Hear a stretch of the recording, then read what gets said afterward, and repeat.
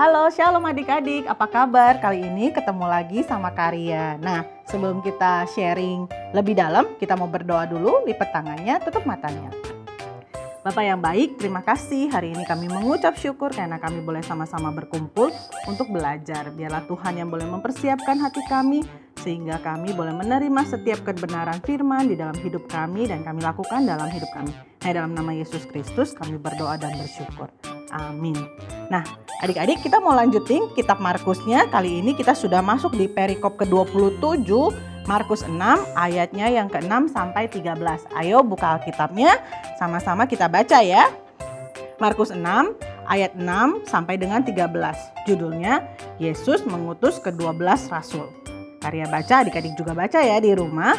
Ia merasa heran atas ketidakpercayaan mereka. Lalu Yesus berjalan keliling dari desa ke desa sambil mengajar. Ia memanggil ke-12 murid itu dan mengutus mereka berdua-dua. Ia memberi mereka kuasa atas roh-roh jahat dan berpesan kepada mereka supaya jangan membawa apa-apa dalam perjalanan mereka kecuali tongkat. Roti pun jangan, bekal pun jangan, uang dalam ikat pinggang pun jangan. Boleh memakai alas kaki tetapi jangan memakai dua baju. Katanya selanjutnya kepada mereka, kalau di suatu tempat kamu sudah diterima dalam satu rumah, tinggallah di situ sampai kamu berangkat dari tempat itu. Dan kalau ada suatu tempat yang tidak mau menerima kamu, dan kalau mereka tidak mau mendengarkan kamu, keluarlah dari situ dan kebaskanlah debu yang di kakimu sebagai peringatan bagi mereka. Lalu pergilah mereka memberitakan bahwa orang harus bertobat. Dan mereka mengusir banyak setan dan mengoles banyak orang sakit dengan minyak dan menyembuhkan mereka. Nah, jadi di cerita sebelumnya Yesus kan akhirnya kembali ke kotanya di Nazaret. Tapi di kota itu tidak ada yang percaya karena orang berpikir bahwa dia kan anak tukang kayu, dia kan cuma tukang kayu. Orang tuanya sering kita lihat kok dia sekarang jadi luar biasa, jadi viral banget. Jadi banyak orang yang jadi nggak percaya kok bisa seorang tukang kayu akhirnya jadi orang yang luar biasa, bisa menyembuhkan, bisa membangkitkan orang mati, bisa melakukan banyak mukjizat gitu ya, dan gak ada yang percaya. Akhirnya Tuhan Yesus pergi ke kota-kota, ke desa-desa yang lain. Nah, karena masih banyak desa yang harus dikunjungi, akhirnya Yesus pun mengutus ke murid-muridnya yang 12 itu berdua-berdua. Jadi ada 6 pasang gitu ya, mereka keliling dari kota ke desa, ke kota ke desa yang ada di sekitar daerah tersebut. Nah, Yesus berpesan nih sebelum mereka pergi dikasih kuasa atas roh jahat. Kemudian pesannya jangan bawa apapun kecuali tongkat yang dibawa, kemudian baju yang dipakai dan satu alas kaki. Jadi nggak bawa, kalau kita kayak mau traveling gitu ya, bawa koper isinya penuh entah apa aja dibawa. Belum lagi kalau nanti hari besok ganti baju OOTD-nya harus beda gitu ya. Nah, Tuhan Yesus gak begitu. Dia bilang sama muridnya jangan bawa apapun. Bahkan gak booking hotel dulu atau booking penginapan. Enggak. Jadi nyampe ke situ kalau misalnya ada yang menerima mereka di rumah mereka, ya tinggal di situ. Setelah selesai mengajar, pergi. Kalau misalnya desa tersebut menolak, ya sudah tinggalkan. Kenapa Yesus mengajar seperti itu? Dari cerita ini kita belajar beberapa hal gitu ya. Karya mau sharing beberapa hal yang Karya dapatkan ketika Karya membaca ayat ini.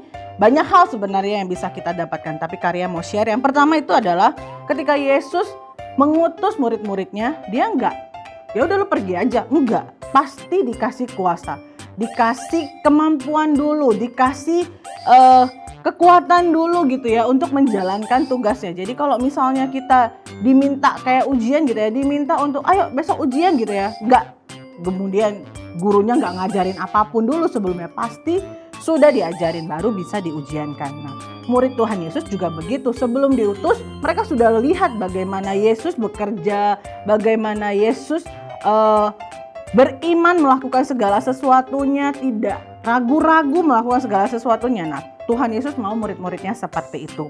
Lalu hal yang berikutnya yang bisa kita pelajari adalah kenapa Tuhan Yesus bilang sama murid-muridnya gak bawa pakaian, kemudian gak bawa makanan, supaya murid-muridnya itu fokus hanya kepada tugas yang Tuhan berikan. Gak nanti di tengah perjalanan dia kepikiran, hari ini saya nginep rumah siapa ya? Besok saya makan apa ya? Baju yang harus saya pakai apa ya? Enggak.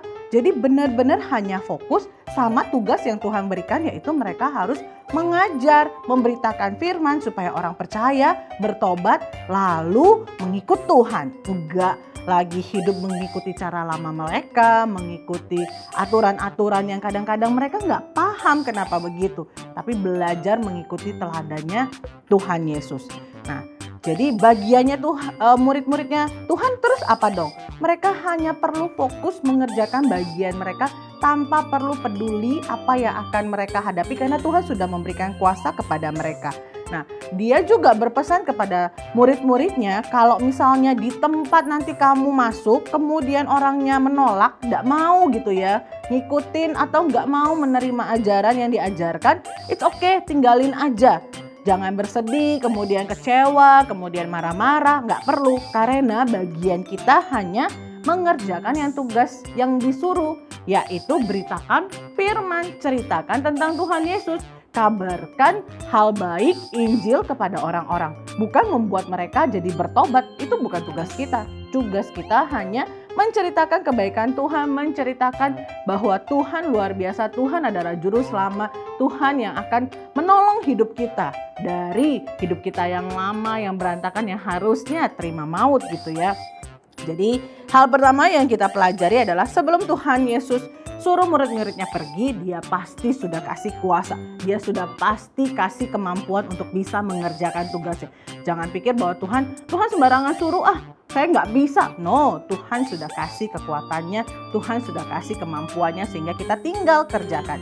Lalu yang kedua adalah ketika kita mengerjakan tugas yang Tuhan berikan, fokus aja, nggak usah mikirin yang lain-lain.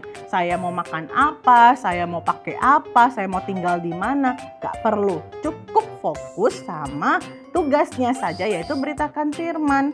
Lalu yang ketiga adalah kalau misalnya ada yang nolak atau nggak terima atau nggak suka, nggak apa-apa. Bagian kita adalah kita sudah menceritakan apa yang Tuhan Yesus kerjakan di dalam hidup kita. Nah, dari 3 hal ini kita mau coba lakukan dalam hidup kita ya. Jadi kalau adik-adik misalnya nih disuruh tugas dari Tuhan, kok kayaknya saya harus belajar mengasihi, gimana caranya? Nggak perlu khawatir, Tuhan sudah menaruh hati yang baik, hati yang mengasihi di dalam hidup adik-adik. Jadi apa gue bisa ya mengasihi musuh ya? Kata Tuhan saya harus mengasihi musuh. Pasti bisa. Pasti bisa kayak Tuhan sudah mengerjakannya buat hidup kita. Lalu kalau misalnya hari ini ada masalah, hari ini ada persoalan, hari ini ada hal yang tidak menyenangkan, it's okay, itu wajar terjadi, nggak perlu kita pusingin. Tuhan pasti akan ajari kita bagaimana melewatinya karena dia sudah kasih kemampuannya. Dan kalau misalnya nanti kita sudah berbuat baik sama orang terus orang nggak balas, kemudian orang justru makin jahat, it's okay juga. Itu karena bukan bagian kita membuat dia jadi baik, Tuhanlah yang akan mengubah hati dia. Oke, sampai di sini sharing Karya. Karya berharap adik-adik yang luar biasa bisa melakukannya di dalam hidup adik-adik. Karya juga yakin adik-adik mampu melakukannya kayak Tuhan sudah lakukan di dalam hidup adik-adik. Bagian kita adalah taat dan kerjakan saja gitu ya. Gak usah pikirin ini bakal jadi apa, ini bakal bagaimana, gak apa-apa. Just kerjakan saja. Oke, kita mau tutup sharing kita hari ini, kita mau berdoa. Lipat tangannya, tutup matanya. Bapak yang baik, terima kasih untuk sharing hari ini. Kami percaya semuanya akan memberikan kami kekuatan dalam kami menjalani hidup kami. Terima kasih untuk mengingatkan kami hanya fokus kepada tugas yang Tuhan berikan, hanya fokus kepada Tuhan saja, bukan memikirkan hal-hal yang tidak perlu. Terima kasih Tuhan Yesus, kami menyerahkan hidup kami sepenuhnya ke dalam tangan Tuhan. Tuhan yang ajari kami melangkah satu langkah demi satu langkah supaya makin hari kami makin serupa Kristus. Dalam nama Yesus Kristus kami berdoa dan bersyukur. Amin. Sampai ketemu lagi ya. Tuhan Yesus memberkati. Dah.